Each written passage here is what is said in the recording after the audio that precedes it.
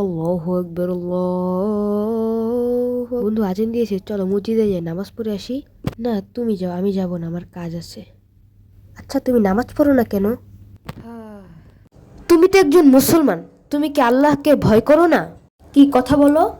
তুমি এই সামান্য একটা প্রশ্নের উত্তর দিতে পারছো না, আর মহান আল্লাহ রবুল আলমিনের সামনে কি জবাব দিবে?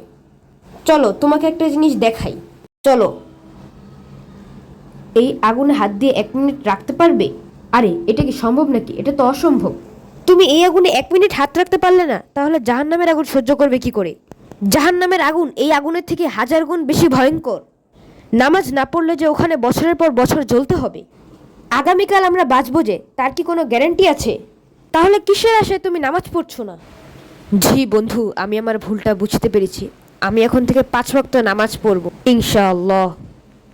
বন্ধুরা, দুনিয়া ক্ষণস্থায়ী, আখেরাত চিরস্থায়ী।